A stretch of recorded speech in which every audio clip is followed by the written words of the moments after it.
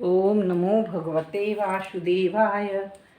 अथ द्वितीय अध्याय। श्रीमद् भागवत गीता का दूसरा अध्याय। ओम श्री परमात्मने नमः। तं तथा कृपयाविष्टं सुपूर्णाकुलेक्षणं विषिदन्तमिदं वाक्यमुवाच मधुसूदनः। संजय बोले, इस प्रकार अत्यंत दया युक्त आंसुओं से पूर्ण नेत्र वाले अर्जुन से भगवान कृष्ण ने कहा। श्री भगवान उवाच, कुतस्त्वाकस्मलमिदं विषमे समुपस्थितम् अनार्यजुष्टं स्वर्गकीर्तिकरमर्जुन। श्री भगवान ने कहा, ऐसे कठिन समय में तुझे यह मोह कहाँ से हुआ? मोह क्षुद्र पुरुषों को होता है, इससे नरक और अपयश होगा। क्लैब्ययमाश्मगमः पार्थ नैतत्त्वयुपपद्यते क्षुद्रं हृदय दौर्बल्यं त्यक्तोत्तिष्ठ परंतप। हे पार्थ, क्लैव भाव को न प्राप्त हो, यह कायरता तेरे योग्य नहीं है। हे परंतप, इस हृदय की कमजोरी को त्याग कर युद्ध के लिए खड़ा हो जा। अर्जुनवाच, कथम भीष्ममहं संख्ये द्रोणं च मधुसूदन इषुभिः प्रतियोत्स्यामि पूजार्हावरिसूदन।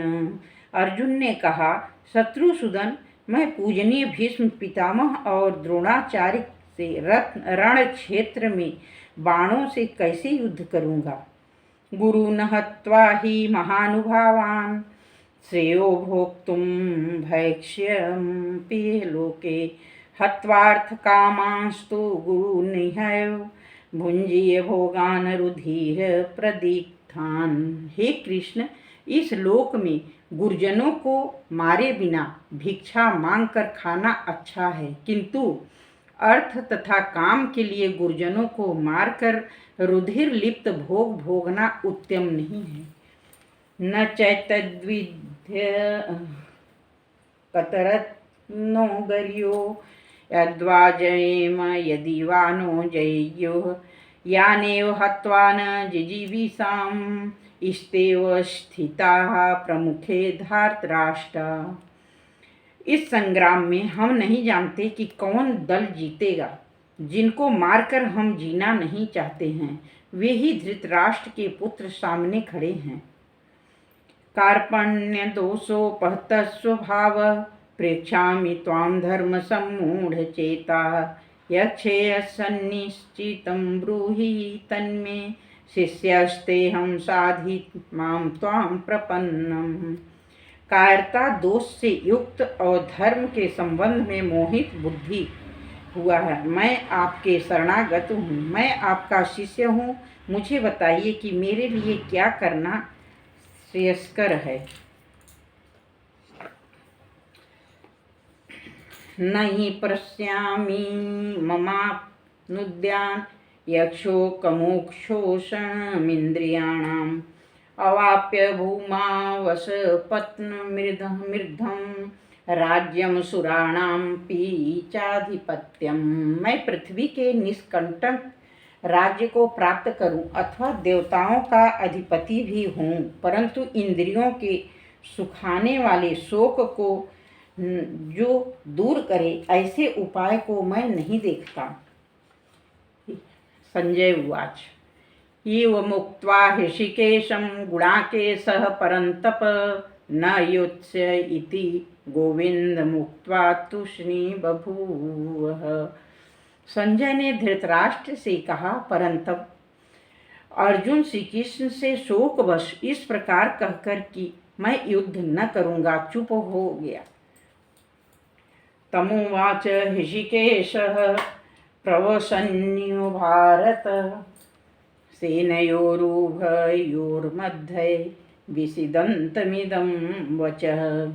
हे भरतवंशी राजन, तब दोनों सेनाओं के बीच में शोक युक्त अर्जुन से श्री कृष्ण भगवान हंसते हुए कहने लगे, श्री भगवान उवाच अशोच्यानन्वशोचस्त्वं प्रज्ञावादांश्च भाषसे गतासु न गतासुश्च नानुशोचन्ति पंडिताः।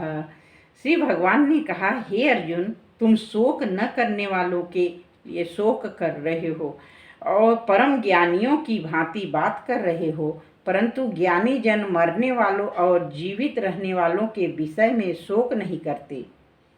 न त्वेवाहं जातु नासं न त्वं नेमे जनाधिपाः न चैव न भविष्यामः सर्वे वै मतः परम। हे अर्जुन, हम लोग और ये राजागण इस शरीर के पहले भी रहे थे, अब भी विद्यमान हैं और इसको न रहने पर भी रहेंगे। देहिनोऽस्मिन्यथा देहे कौमारं यौवनं जरा तथा देहांतर प्राप्तिर्धीरस्तत्र न मुंभति। जैसे इस शरीर में कुमार, युवा, वृद्ध ये 3 अवस्थाएं होती हैं, वैसे ही एक देह त्याग कर दूसरा देह प्राप्त होता है। इससे पंडित जन इसमें मोह नहीं करते। मात्रा स्पर्शास्तु कौन्तेय शीतोष्ण सुख दुःखदाः आगमापायिनो नित्याः तिष्ठस्व भारत। हे अर्जुन, शब्दादि इंद्रियों के विषय शीत उष्ण आदि सब सुख दुखों को देने वाले हैं, इनको अनित्य जान सहन करो। यम ही न व्यथयन्ते पुरुषं पुरुषर्षभ सम दुख सुखम धीरम सोमृतत्वाय कल्पते। हे पुरुष जो सुख दुख को समान जानता है और जिसे इंद्रियों के विषय नहीं सताते, वह अवश्य मोक्ष प्राप्त करता है। नासतो विद्यते भावो ना भावो विद्यते सतः उभयोरपि दृष्टोन्तत्त्वं योस्तत्त्वदर्शिभिः। जो नाशवान शीत उष्ण शरीर आदि हैं वे अनित्य हैं, जो अविनाशी आत्मादि हैं उनका नाश नहीं होता। तत्वदर्शियों ने भाव और अभाव दोनों का तत्व देखा है। अविनाशी तु तद्विद्धि येन सर्वमिदं ततं विनाशव्ययस्यास्य न कश्चित् कर्तुमर्हति। जो संपूर्ण जगत में व्यापक है वह अविनाशी है, कोई पुरुष इस नाश रहित आत्मा का विनाश नहीं कर सकता। अंतवंत इमे देहा नित्यशोक्ताः शरीरिणः अनाशीनो प्रमेयस्य तस्माद्युध्यस्व भारत। हे भरतवंशी अर्जुन, देह नाशवान है, इसमें रहने वाला जीव अविनाशी, अप्रमेय और शाश्वत है, इसीलिए युद्ध करो। येनं वेत्ति हन्तारम् अश्चैनं मन्यते हतम् उभौ तौ न बीजानीतो नायं हन्ति न हन्यते। हे अर्जुन, जो इस आत्मा को मारने वाला समझता है और जो इसको मर गया समझता है, वे दोनों ही इसे नहीं जानते, क्योंकि यह आत्मा न किसी को मारे न किसी के द्वारा मरे। न जायते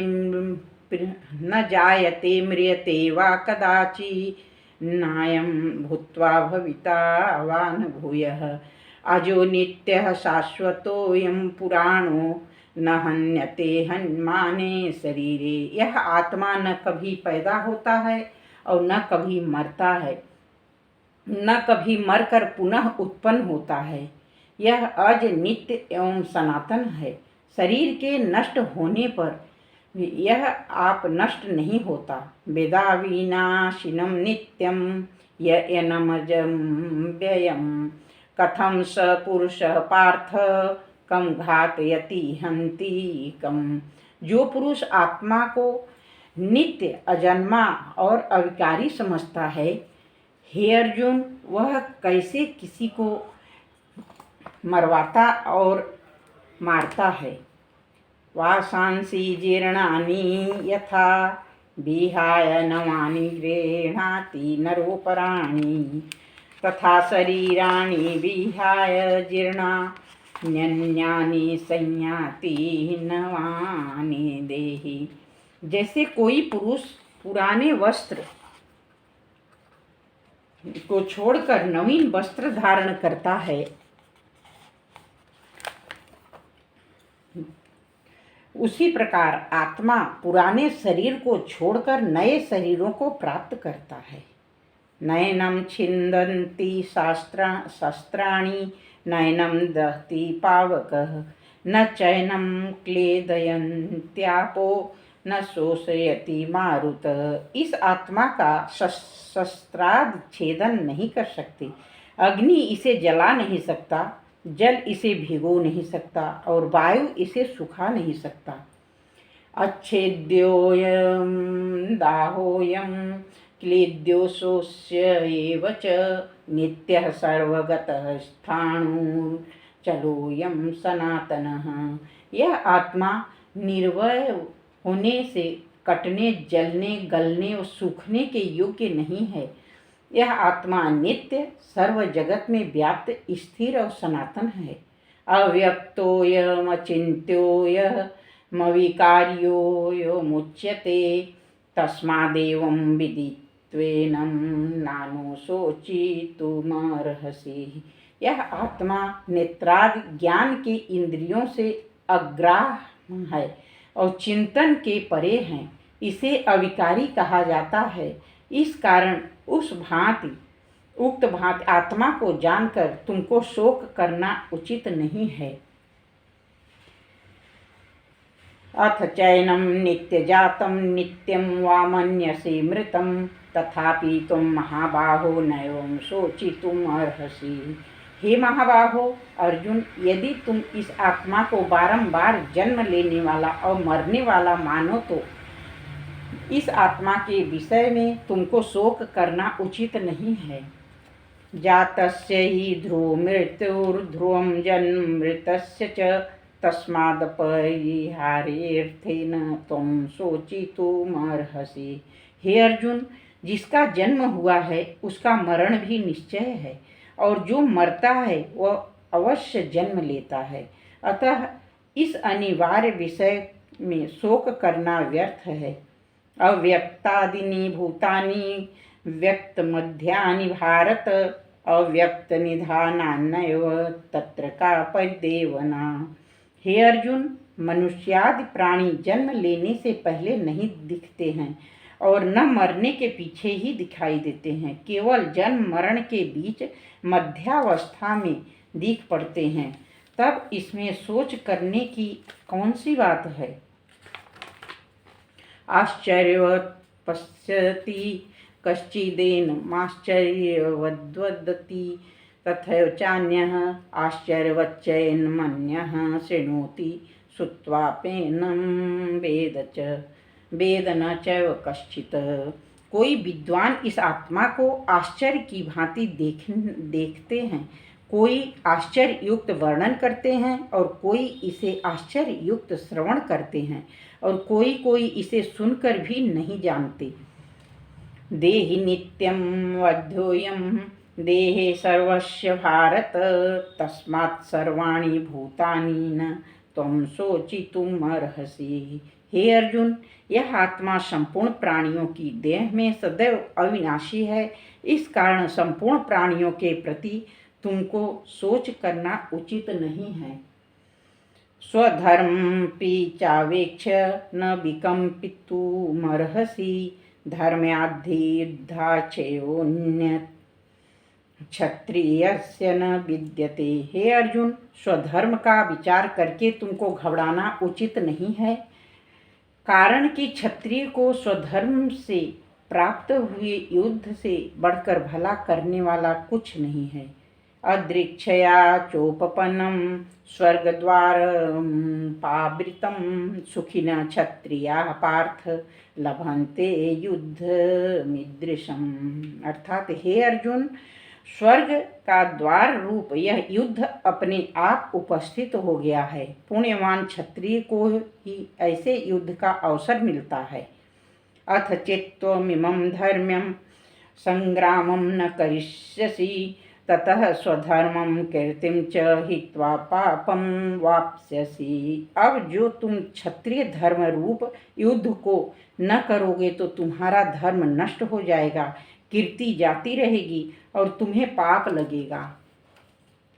अकीर्तिं चापि भूतानि कथयिष्यन्ति ते व्ययाम् संभावितस्य चाकीर्तिर्मरणादतिरिच्यते।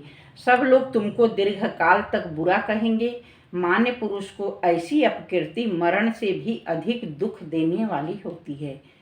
भयाद्रणादुपरतं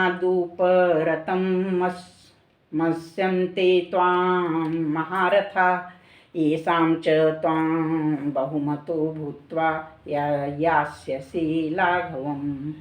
ये सब महारथी तुमको रणभीरु मानेंगे और जो तुमको बड़ा योद्धा मानते हैं उनकी दृष्टि में तुम तुच्छ हो जाओगे।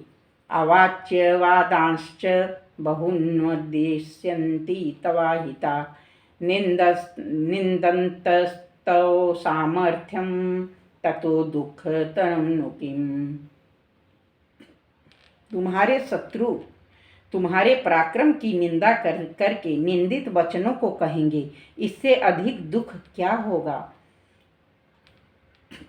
हतो वा प्राप्स्यसि स्वर्गं जित्वा वा भोक्ष्यसे महीम्। तस्मादुत्तिष्ठ कौन्तेय युद्धाय कृतनिश्चयः। हे कुंती पुत्र अर्जुन, यदि तुम संग्राम में लड़ते हुए मर भी जाओगे तो स्वर्ग को प्राप्त होगे, और यदि शत्रुओं को मारोगे तो पृथ्वी का राज्य भोग करोगे। इस कारण निश्चय करके युद्ध के लिए उद्यत हो जाओ। सुख दुखे समेकित्वा लाभालाभौ जया जयो ततो युद्धाय युज्यस्व नैवं पापमवाप्स्यसि। सब दुख लाभ हानि विजय पराजय इन सभी को समान जानकर युद्ध की तैयारी करो, इससे तुमको पाप नहीं लगेगा। ऐसा ते भी हिता सांख्ये बुद्धिर्योगे त्विमां शृणु बुद्धया युक्तो यया पार्थ कर्मबंधं प्रहास्यसि। हे अर्जुन, जो कुछ मैंने तुमसे अब तक कहा है वह सांख्य शास्त्र के अनुसार आत्मा और देह का तत्व समझाया है। अब उसी को कर्म योग में कहता हूँ, सुनो। इससे कर्म बंधन छूट जाएंगे। नेहाभिक्रमनाशोस्ति प्रत्यवायो न विद्यते स्वल्पमप्यस्य धर्मस्य त्रायते महतो भयात्। इस कर्म योग में आरंभ किए कर्म का न्यूनाधिक होने पर भी नाश नहीं होता और दोष भी नहीं है। इस कर्म के आरंभ किए हुए का लवलेश भी संसार के भय का रक्षक होता है।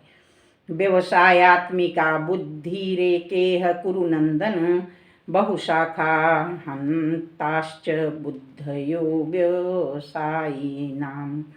हे कुरुवंशी अर्जुन, व्यवसायात्मक बुद्धि एक ही है। जिनकी बुद्धि निश्चल है वे मोक्ष साधन रूप कर्म योग में लग जाते हैं, परंतु जिनका मन चंचल है उनकी बुद्धि अनेक है, उनकी शाखाएं भी अनेक हैं। यामीमां पुष्पितां वाच्य प्रवदन्त्य विपश्चित वेदवाद रताः पार्थ नान्यदस्तीति वादिनः। हे अर्जुन, मूर्ख लोग स्वर्ग से बढ़कर दूसरा सुख नहीं कहते और वेद के कहे हुए कर्म में ही प्रीति रखते हैं। कामात्मानः स्वर्गपरा जन्म कर्म फलप्रदां क्रिया विशेष बहुलां भोगैश्वर्य गतिं प्रति। भोग और ऐश्वर्य में जिनका मन फंसा है उनके हृदय में निश्चयात्मक बुद्धि नहीं उत्पन्न होती, कारण कि जिनका चित्त सदैव भोगादि में रमता है भोगैश्वर्य प्रसक्तानां तयापहृत चेतसां व्यवसायात्मिका बुद्धि समाधौ न विधीयते। जिन पुरुषों का मन भोगैश्वर्य में आसक्त रहता है, चित्त एकांत होने पर भी परमेश्वर में उनकी निश्चयात्मक बुद्धि नहीं होती, त्रैगुण्य विषया वेदा निस्त्रैगुण्यो भवार्जुन निर्द्वंद्वो नित्यसत्वस्थो निर्योगक्षेम आत्मवान। हे अर्जुन, वेद त्रिगुणात्मक है। तुम इस कामनादि के फल की इच्छा को छोड़ निष्काम होकर सुख दुख को समान जानकर धैर्य का आश्रय लेकर और योगक्षेम से रहित होकर आत्मवान हो। यावानर्थ उदपाने सर्वतः संप्लुतोदके तवान् सर्वेषु वेदेषु ब्रह्मणस्य विजानतः।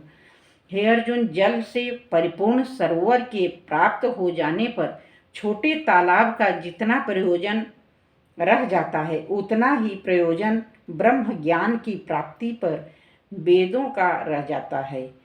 कर्मण्येवाधिकारस्ते मा फलेषु कदाचन मा कर्म फल हेतुर्भूर्मा ते संगोस्त्व कर्मणि। हे अर्जुन, तुमको केवल कर्म करने का अधिकार है। उक्त कर्मों के करने से उनके फलों में तुम्हारा अधिकार नहीं है। कदापि तुम कर्मों के फल की इच्छा नहीं करना।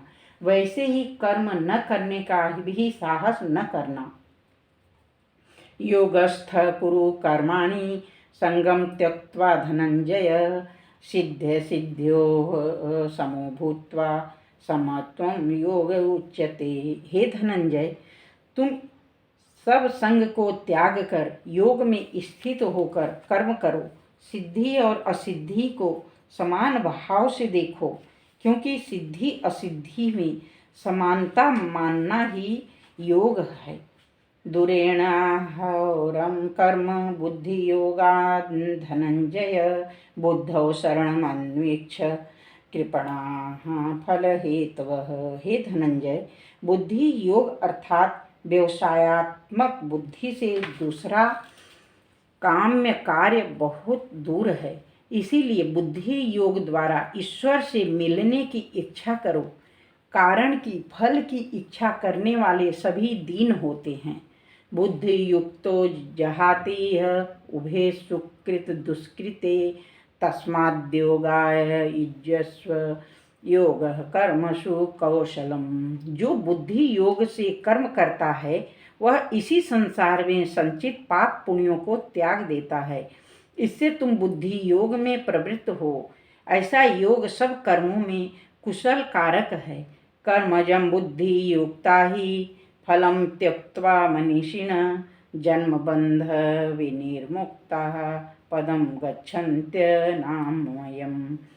समझदार मनीषी लोग कर्म से जायमान फल का त्याग कर जन्म के बंधन से छूटकर व्याधि रहित पद को प्राप्त होते हैं। यदा ते मोह कलिलं बुद्धिर्व्यतितरिष्यति तदा गन्तासि निर्वेदं श्रोतव्यस्य श्रुतस्य च। हे अर्जुन, जिस समय निष्काम कर्मों से तुम्हारी बुद्धि मोह रूप दलदल को त्याग देगी, उस समय सुने हुए और सुनने में आने वाले भोगों से तुमको वैराग्य प्राप्त होगा। श्रुति विप्रतिपन्ना ते यदा स्थास्यति निश्चला समाधावचला बुद्धिस्तदा योगमवाप्स्यसि। हे अर्जुन, अनेक विषयों के सुनने से जो तुम्हारी बुद्धि चलायमान हो गई है, वह जब मेरे वाक्य में स्थिर हो जाएगी, तब तुम योग को पाओगे। अर्जुन उवाच। स्थित प्रज्ञस्य का भाषा समाधिस्थस्य केशव स्थितधि किं प्रभाषेत किमासीत ब्रजेत किम। अर्जुन ने पूछा, केशव, आत्मस्वरूप में समाधि लगाकर निश्चल बुद्धि रखने वाले पुरुष का क्या लक्षण है? और स्थिर बुद्धि वाला पुरुष कैसे भाषण करता है, कैसे बैठता है और कैसे गमन करता है, यह मुझसे कहिए। श्री भगवान उवाच। प्रजहाति यदा कामान् सर्वान् पार्थ मनोगतान् आत्मनैवात्मना तुष्टः स्थितप्रज्ञस्तदुच्यते। श्री भगवान ने कहा, हे पार्थ, जब पुरुष मन की कामनाओं को छोड़कर अपनी आत्मा में मन से संतुष्ट होता है, तब वह उक्त लक्षणों के द्वारा स्थित प्रज्ञ कहा जाता है। दुःखेष्वनुद्विग्नमनः सुखेषु विगतस्पृह वितराग भय क्रोध स्थित धीर्मुनिरुच्यते। प्रीत, भय और क्रोध इनसे रहित होकर और दुख प्राप्त होने पर भी जिसका चित्त व्याकुल न हो और सुख की इच्छा भी न करे, तो वह मुनि स्थित प्रज्ञ कहलाता है। यह सर्वत्रानभिस्नेहस्तत्प्राप्य शुभाशुभं नाभिनन्दति न द्वेष्टे तस्य प्रज्ञा प्रतिष्ठिता। जो स्त्री पुत्रादि के लिए स्नेह रहित होकर शुभ और अशुभ कर्मों में आनंद और द्वेष नहीं मानता है, उसकी ही बुद्धि स्थिर है। यदा संहरते चायं कूर्मोऽङ्गानि सर्वश इन्द्रियाणीन्द्रियार्थेभ्यस्तस्य प्रज्ञा प्रतिष्ठिता। जब योगी पुरुष कछुए की भांति शब्दादि विषयों से इंद्रियों को चारों ओर से खींच लेता है, तब उस योगी की प्रज्ञा समाधि में स्थित होती है। विषया विनिवर्तन्ते निराहारस्य देहिनः रसवर्जं रसोप्यस्य परम दृष्टा निवर्तते। जो कुछ भी आहार नहीं करता उसकी इंद्रियां विषयों से अलग होती है, परंतु उसकी विषयों में आसक्ति आदि अलग नहीं होती। और परमात्मा के दर्शन से स्थित प्रज्ञ पुरुष की वह आसक्ति भी अलग होती है। ततोहापि कौन्तेय पुरुषस्य विपश्चितः इंद्रियाणि प्रमाथीनि हरन्ति प्रसभं मनः। हे कुंती पुत्र अर्जुन, विचारवान और प्रयत्न करने वाले के मन को आसक्ति का नाश न होने के कारण इंद्रियां बल से खींच लेती है। तानि सर्वाणि संयम्य युक्त आसीत मत्परः वसेहि यस्येन्द्रियाणि तस्य प्रज्ञा प्रतिष्ठिता। जो योगी सब इंद्रियों का दमन कर मुझ में तत्पर हो जाता है और इसकी इंद्रियां वश में हैं, वही स्थित प्रज्ञ हैं। जिसकी इंद्रियां वश में है वही स्थित प्रज्ञ हैं। ध्यायतो विषयान् पुंस संगस्तेषु उपजायते संगात् संजायते कामः कामात् क्रोधोऽभिजायते। शब्दादि विषयों का मन में चिंतन करते करते पुरुष को उन विषयों में आसक्ति होती है। आसक्ति से काम और काम से क्रोध उत्पन्न होता है। क्रोधाद् भवति सम्मोह, सम्मोहात् स्मृति विभ्रमः, स्मृति भ्रंशात् बुद्धिनाशो, बुद्धिनाशात् प्रणश्यति। क्रोध से मोह होता है, मोह से स्मृति नष्ट होती है और स्मृति नष्ट होने से प्राणी सब भांति के फल से विमुख होकर नष्ट हो जाता है। राग द्वेष वियुक्तेस्तु विषयानिन्द्रियश्चरन् आत्मवशैर्विधेयात्मा प्रसादमधिगच्छति। जो मनुष्य मन को अपने वश में किए हुए राग द्वेष रहित होकर इंद्रियों में विषय का अनुभव करता है, वह निसंदेह शांति को प्राप्त करता है। प्रसादे सर्व दुखानां हानिरस्योपजायते प्रसन्नचेतसो हासु बुद्धि परिवर्तिष्ठते। चित्त शुद्ध होने से प्रसन्न चित्त पुरुष की बुद्धि भी शीघ्र आत्मकनिष्ठ हो जाती है। नास्ति बुद्धिर्युक्तस्य न चायुक्तस्य भावना न चाभावयतः शांतिर्शान्तस्य कुतः सुखम। हे अर्जुन, अजितेंद्रिय पुरुष की बुद्धि स्थिर नहीं होती और उस पुरुष को आत्मज्ञान भी नहीं होता और उसकी आत्मा शांति को नहीं प्राप्त होती। शांति के बिना उसको ब्रह्मानंद के सुख की प्राप्ति कहाँ से होगी। इंद्रियाणाम ही चरताम यन्मनो विधीयते तदस्य हरति प्रज्ञां वायुर्नावमिवाम्भसे। मन विषयों को भोगने वाला इंद्रियों के पीछे लगा फिरता है और फिर वह बुद्धि को खींच कर ऐसे ले जाता है जैसे वायु जल में नाव को खींचता है।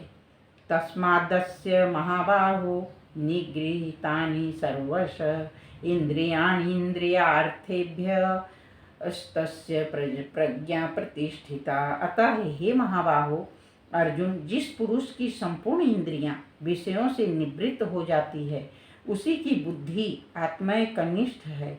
या निशा सर्वभूतानां तस्यां जागर्ति संयमी अस्यां जागृति भूतानि सा निशा पश्यतो मुने।